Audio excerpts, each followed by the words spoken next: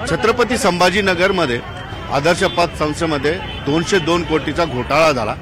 सुरुवातीला या सदस्यांनी आवाज केला, त्यांचा आवाज कुणी ऐकला नाही, त्यांना हाकलून दिला गेला, त्यांचा अपमान केला गेला। मात्र या आंदोलनामुळे माजी खासदार इम्तियाज जलील यांनी उडी घेतली आणि त्यांचा आवाज ऐकायला सुरुवात झालेली आहे। मोठी आंदोलनं झाली। इम्तियाज जलीलांनी पूर्ण हे प्रकरण उचलून धरलं आणि कमीत कमी आदर्श पतसंस्थेची जी काय प्रॉपर्टी ती विकून खातेदारांना पैसा द्या असे आदेश आले। मात्र गेले अनेक महिने झालं विक्री होत नाही आणि पैसा हातात बसत नाही। आता आपण बघू शकतो या ठिकाणी जे खातेदार आहेत हे अगदी गोरगरीब लोक आहेत, ज्यांनी आपल्या मेहनतीचा आपल्या श्रमाचा पैसा एक एक पतसंस्थेमध्ये ठेवला आणि तो संस्था चालक असतील किंवा संचालक मंडळाच्या चोरीमुळे जवळपास 202 कोटी रुपये या गोरगरिबांचे आता भेटायला सुरुवात झाली। मात्र यामध्ये सरकारी दिरंगाईचा फटका यांना बसतो।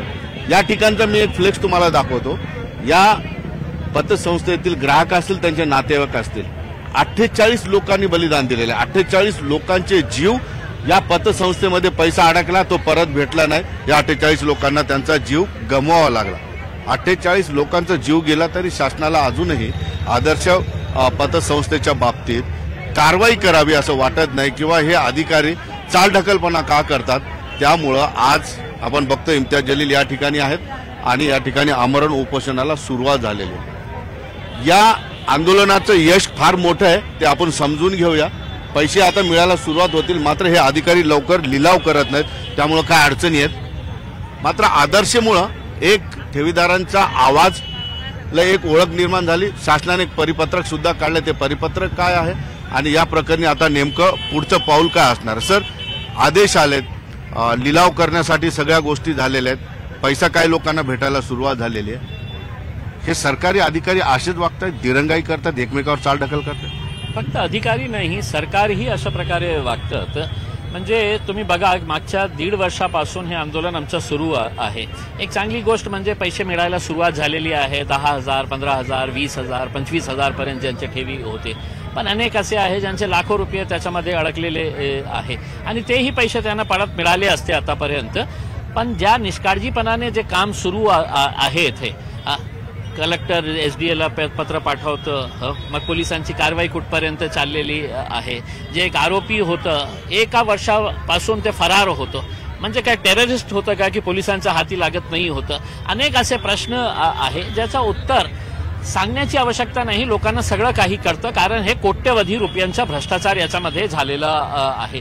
मला थेट सरकारला एक प्रश्न विचारायचा आहे की तुम्ही लाडली बहीणला 1,500 रुपये देत आहे, 2100 झालेले आहे, ते फुकटाचे पैसे तुम्ही देत आहे। म्हणजे एका अर्थाने याच लाडली बहिणीचा पैसा तुम्ही तुमच्या बँक अकाउंटमध्ये टाकत आहे आणि ते पैसा तुम्ही परत करत आहे। म्हणजे जे लोकांचे कष्टाचे आयुष्यभरची जे कमाई होती ते पैसा तुम्ही त्यांना परत करत नाही आणि त्या पैशातून तुम्ही आपली पीठ थपथपावत आहे की आम्ही बघा काय 2100 रुपये आता देणार आहे, आम्ही लाडली बहीण हे लोकांचे पैसे परत करा ना। आणि किती पतसंस्था आहे, तुम्ही विचार केलं तर सगळ्या जिल्ह्यामध्ये तुम्हाला अशा 1, 2, 4, 10 असे पतसंस्था मिळतील। माझा तो प्रश्न आहे की तुम्ही आदर्शमध्ये आता पैसे द्यायला सुरुवात केली, शेवटचा पैसा लोकांच्या हातात पडेपर्यंत तुम्ही थांबणार नाही, तो निर्धार केलेला आहे। काय परिपत्रक शासनाने काढलेलं आहे? आदर्शचा आवाज मोठा झाल्यामुळे हे परिपत्रक काढावं लागलं। मला या गोष्टीचा आनंद आहे आणि अभिमानही आहे की असे अनेक पतसंस्था मी बघितलेले आहे की जे वर्षानुवर्षे लोक कष्ट केले, आंदोलन केले, पण 1 रुपयाही त्यांना परत मिळालेला नाही आहे। फक्त आदर्शमुळे काय झालेलं आहे की ज्या मोठा आंदोलन या लोकांनी उभे केला, आम्ही त्याला साथ दिली, तर आज महाराष्ट्र सरकारवर हे बंधनकारक झालेलं आहे की परिपत्र काढण्यासाठी। असा आता हे 12 डिसेंबर 2024ला महाराष्ट्र सरकारने हे परिपत्र काढलेलं आहे आणि त्याचा बॅकग्राऊंड एकच आहे की आदर्शमध्ये जे चूक झालेली आहे त्याला दुरुस्त करण्यासाठी हे परिपत्र काय आहे की महाराष्ट्र ठेवीदारांच्या वित्तीय संस्थांमधील हितसंबंधांचे संरक्षण अधिनियम अंतर्गत विहित काल मर्यादेत कराव्याच्या कारवाईबाबत। आता हे टाइम बाउंड नाही तर काय आहे की आम्ही पत्र दिलं, 6 महिने साहेबांकडे टाइमच नाही आहे त्याच्यावर कारवाई करण्यासाठी। अनेक MPIDचे प्रपोजल्स, तुम्हाला आश्चर्य वाटेल की आता मुंबई हायकोर्टाने हे मुद्दा घेतलेला आहे आदर्श मुळेही हे मुद्दा मुंबई हायकोर्टाने खूप गांभीर्याने घेतलेला आहे की MPIDचे प्रपोजल्स 5-5, 7-7 वर्षापासून तिथे प्रलंबित आहे, फक्त त्याचं नोटिफिकेशन काढण्यासाठी होत नाही होता. आमचं नोटिफिकेशन पण आलेलं आहे, आमच्याकडे प्रॉपर्टीज पण आहे.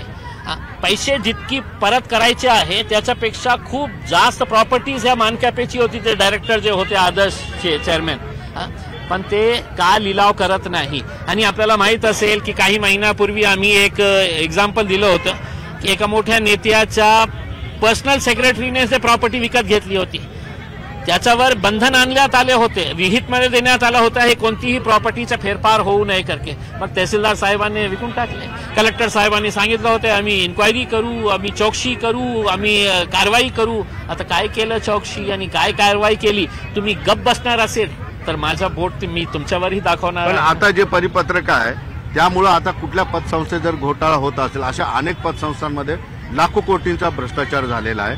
आता या परिपत्रकामुळे जर घोटाळा होत असेल तर याच्यामध्ये टाइम बाउंड आहे की केलं पाहिजे, काय काय केलं त्यांनी? ते काय आहे की MPIDचे जे प्रपोजल्स आहे, म्हणजे या परिपत्रकामध्ये त्यांनी स्पष्ट केलेले आहे की जे पतसंस्थेची प्रॉपर्टीज आहे त्याच्यामध्ये जेव्हा त्याला लोकांना हे कळतं की हे बुडालेली आहे, याचा आपला पैसा मिळणार नाही, त्याचे जे चालवणारे डायरेक्टर्स आणि चेअरमॅन आहे ते थर्ड पार्टी इंटरेस्ट क्रिएट करतात. रातोरात आपली प्रॉपर्टी नाही का कुणाला विकून टाकतात, हिसारपावती करतात. मग जे घेणारा माणूस आहे तर कोर्टात जातो आणि तो सांगतो की माझा काय चूक आहे त्याच्यामध्ये, मी तर त्यांच्याकडून घेतलेली आहे. तर हे थर्ड पार्टी इंटरेस्ट होऊ नये. एका महिन्याच्या कालावधीमध्ये जे जे काम करायचं आहे ते कलेक्टर ऑफिस कडून असू द्या, ते DDR ऑफिस कडे असू द्या किंवा पोलिसांकडून एका महिन्यामध्ये काय काय करायचे आहे, 2 महिन्यामध्ये काय करायचे आहे, 3 महिने नाही तर वर्षानुवर्षे हे पडलेले आहे असे. पण आता तसं होणार, आता होणार नाही, आम्ही सोडणार नाही. आणि मी हे कॉपी आणलेला आहे, बहुतेक कलेक्टर साहेबांनी आणि अधिकाऱ्यांनी वाचलं नसेल तर त्यांना देण्यासाठी आलेलं आहे की साहेब हे महाराष्ट्र सरकारने आपल्याला पाठवलेलं आहे. मग पाठवून सुद्धा आपण का गप्प बसलेले आहे याचं उत्तर घेण्यासाठी आम्ही आलेलो आहे. सर तुम्हाला एक 500 रुपये दिले की वयोवृद्ध बाईने, आणि विशेष म्हणजे ती हिंदू आहे. हा, ती काय आहे की जेव्हा जेव्हा हे आंदोलन होतं तर कधी ते 100 रुपये, कधी 200 रुपये, आणि मी जेव्हा त्यांना परत करतो ना की नाही मला नाही पाहिजे, ते म्हणते की नाही माझा आशीर्वाद माझा एक गुड लक आहे करके. म्हणजे एक आई ज्याप्रमाणे आपल्या मुलाला जसं प्रेम करते ना तशा प्रकारे ते आपला की मीही त्याला हे सांगू शकत नाही की नाही मला नाही पाहिजे तुमच्या पैसे. प्रेम नाही ना करू शकत, आशीर्वाद नाही ना करत, तर ते त्यांचं प्रेम आहे. तर मला तुमचा इंटरव्ह्यू करताना मी नेहमी आधी प्रश्न विचारलेले की निवडणुकीच्या आधी तुम्ही आदर्शमध्ये कसे आलात, काय आलात याचा मी साक्षीदार आहे. त्याच्या आधी आदर्शच्या लोकांना फक्त मतदानासाठी तुम्ही काम करताय असं तुमच्यावर आरोप झाला. मात्र आता तीच लोकांसोबत तुम्ही आहात. आता आमदार नाही, खासदार नाही, तुम्ही दुर्दैवाने पराभूत झालेला आहे. याच्यातले 99% हिंदू आहेत, 100% म्हणलं तर वावगं नाही. पण तुम्हाला असं वाटत नाही की मी मुस्लिम आहे, निवडणुकीमध्ये हा मुद्दा झाला, मुसलमानाला पाडा, पण तुम्ही हिंदूंसाठी आता का उभा राहत? कारण या भाषणामध्ये ते उल्लेख आले म्हणून तुम्हाला प्रश्न. इतकी घाणेरडी मानसिकता माझी नाही आहे. माणुसकी काहीतरी असायला पाहिजे.